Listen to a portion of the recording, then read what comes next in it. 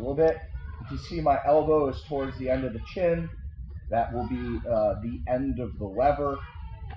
Hand grappling hook down here. If their head is nice and tight, you're going to have to wedge and try to shave that ear off. You can see I pulled my elbow up. I don't want it in the middle. Next, I'm going to shrimp, and you can see as I shrimp, I'm going to lift with my hip, and I have my elbow nice and connected. My bottom leg is going to go in, and then I'm going to arch my body away as I bring that leg up and over. I refer to this as Quasi Guard. This is not a guard yet, but it's very common for your foot to get caught on the inside. And if I'm in here, I'll see people try to bring this leg across and they get crushed. So arch and hug. Let's look at it again. You got me, I'm getting crushed. I shave that ear. I don't want in the middle. I want the end of the elbow. Hand at hooking the hip. When I shrimp, I'm not giving a big shrimp and trying to get my hips all the way away. I don't need to get my leg all the way across. I just need to get my shin in. So I'm going to lift that hip, bring that around. You're going to hug, and then arch here. The sides that you can see that I'm converting. And this will happen frequently, that when I come to here, if you try to come in here, you won't be able to. But as I start to arch my back, I'll be able to bring that second arm in. Does that make sense? I just wanted to work on making the space here before I talk about bringing this bottom leg in, and then maybe we'll take a look at some shoulder clamp stuff tonight. Let's try and get it. Ready? 1, 2. There's, especially at the lower belt, well, not all the belts, there's a panic when your guard starts to get past. It's like, oh my God, can't let that happen. And so I'll see when I get about here that they'll start pushing with their hands this way. You lift, right? How many reps can you do with 250? right? Like, I'm a big dude, right? And I'm going to be trying to drive into him, and he might be able to do 1 or 2, maybe you'd be working out 5 reps with 250, but then it's over. And the anxiety of breathing and trying to move your hips is exhausting. So when I come in here, a lot of times I'll just let people keep pushing me away, and when I'm grappling, you guys are just kind of see me do this little wiggle. It's not super violent because I'm not just attacking you submission-wise or position-wise, I'm attacking your endurance because you're making a poor decision.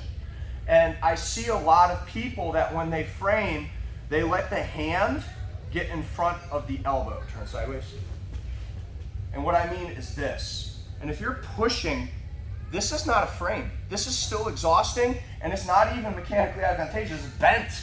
So you're gonna get taxed really quick. Frames take place with the elbow. So your hand should be behind your elbow. You're on top. Well, why would we do that? A number of reasons, right? If I'm here and I'm pushing, I'm bigger than Marty. I can probably keep him off of me. Now, does this, bring the arm in a little bit, freeze, go back. Does this affect the space at all between the hip and my knee? Is his hip moving? No. No, right? So if he's here, I can still get that knee in. If he's here, I can still get the knee in. It was 0% easier, guys, okay? And so a lot of you want to keep a lot of space. You don't need a lot of space. You just need the pressure off of you. So that's number one. If I'm pushing here and I decide I want to belly down, then what I'm trying to do is I'm trying to time him where I take my hands off to move underneath, and he's going to crush me because I'm holding him up with my hands. Now, if I'm pushing with my elbow, my hand can weave already. And I hope that we understand, come crush me, that this is a totally different deal, come crush me, than this. Right? The underhook changes up the whole game. I'm not saying that it is a surefire way to get out, but it's, in my opinion, a much better way to take the back or belly down. Your arm can be a barrier between them. So when you're coming in to make space, right? So I shave, my elbow is at the end. Look at when I get up on my side, this way I'm pushing with my hip. Everything's connected. Is my elbow higher or my hand? Elbow. A lot of you are doing this. We already talked about it doesn't do any better for your knee to come in, So push with your elbow to bring that in, and then when I come around the outside, turn, turn, turn. A lot of you are going arching. Now he has the ability to bring that hand in, or what would really be a bummer is honestly if you start to control this sleeve, okay? So I don't want you to do that. I only want you to arch for your arms to be about 80%, right? That way, if he tries to come over, I have the ability to block the cross face. I'm not framing anymore with this. My frame is now on the inside, guys. He's keeping his hips away from me. Does that make sense? All right, so first thing, push with your elbow. Make sure your elbow is higher than your hand. Number two, when you arch, make sure that your hands stay connected in a way that you can maintain control of that cross-facing hand, and it's not easy for them to make grips with it. All right, let's get it. 1, 2. Roll, or it also is the same defense that we'll use when someone's doing a tackle pass. It's a version of like a gi version of a switch, where instead of bringing your arm in, we're going to control the lapel, or excuse me, the sleeve. But why? And so I just want to make sure that we're on the same page about why we're going to do this. So I have this pretty decent position. Marty gets his wedge in. A lot of times, guys, this will happen during the pass, not in a static position. If you're here and he starts to wedge in, I'm aware of how difficult it is to wedge that hand in. But if when I'm passing, he brings that hand up, this happens all the time, right? And so I'm trying to put pressure into him. He shrimps, he brings that knee in, right? This is a problem. And when he starts to arch away, now what a lot of people do is I can't go to the cross face. That position has disappeared, especially with his arch. And so they'll bring the hand down here to the knee to stuff the knee and come around the outside. This is a very common tactic. So a good training partner will start in side control. You guys will go through that motion. When they arch, the hand will come to the knee. When the hand comes to the knee, stuff and around the outside. Does that make sense? Let's get a practice of that before we out on the next part. One more time. He wedges, right? He arch, control, I'm stuff, and I like to bring my leg around, my hand stuffing. A lot of people really emphasize this too much, and it's really his whole body against mine. So if I'm in this position, I just control, and I'll bring my leg around the outside. But I do have to keep the hand on the knee so that it doesn't keep coming this way. And one of the things important to realize, if I'm here, arch, bring the leg across, that's what we teach at like white belt and blue belt to recompose your guard. Well, it only works at white belt and blue belt because if I have my hand here, bring that leg across, like there's no way that he can get the foot across if he can't lead the knee up. So on the outside of the knee and then around the outside. Everyone clear what we're doing? Same movement, but now the person on top is going to stuff and go back to side control. Let's get it. 1, 2. All right, I start to wedge, I'm pushing, I come to the inside, and as I start to arch, he brings that hand in. Now, come back real quick. He knows he can't come to the cross face. People that keep chasing the cross face, you just give another shrimp and bring your foot across.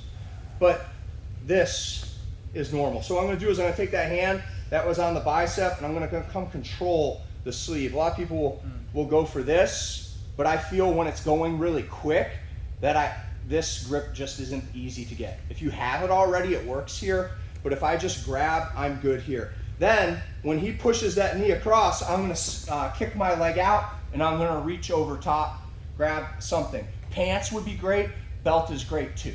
That make sense? Back.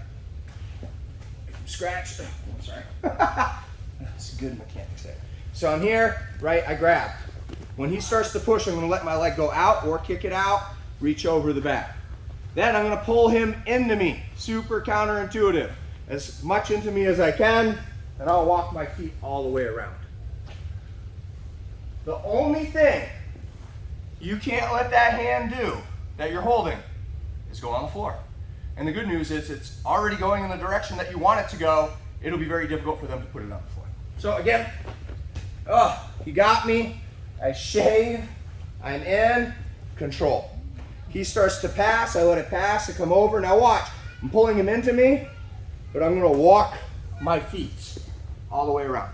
If they don't fall over, that's okay. There's another move that can go on the end of this. Very simple and pairs with it, similar to the one we did last time. One more time. Right, got me. I'm wedging, I come under, I arch, I grab, here, walking my hips up. Just hold that sleeve, ride or die. You lose control of the sleeve, you're gonna get mushed. Let's try it. 1, 2. Recognize this from the failed elbow roll where we use that grip and bring our knee up. So clearing the hips is important, and we do that by walking our feet. So exact same thing, right? So I'm wedging, shrimping, I'm coming up, he grabs a hold, I come here. When I walk my body under, I'm pulling him forward, but sometimes he'll be able to keep his hips back. And like, I can't get my head underneath him. If I can't get my head underneath him, there's no way that I'm gonna be able to roll him over, okay? So we ready? It shouldn't be that easy, right? But if I'm in this position and I start to come up and he lifts his body to stop me, oh, okay, hold on, just keep walking my hips underneath. Does that make sense? One more time. What do you think the most important thing here is? Don't knee your partner in the face. That's what I'm going to say. There we go. Right, so I'm wedging. Come, oh, got me, right? I'm under. Oh, just come up on top and hold this. If during that awkward move up he comes up, then just walk your feet back underneath. But don't lose that sleeve for the bad days. Let's get it. 1, 2.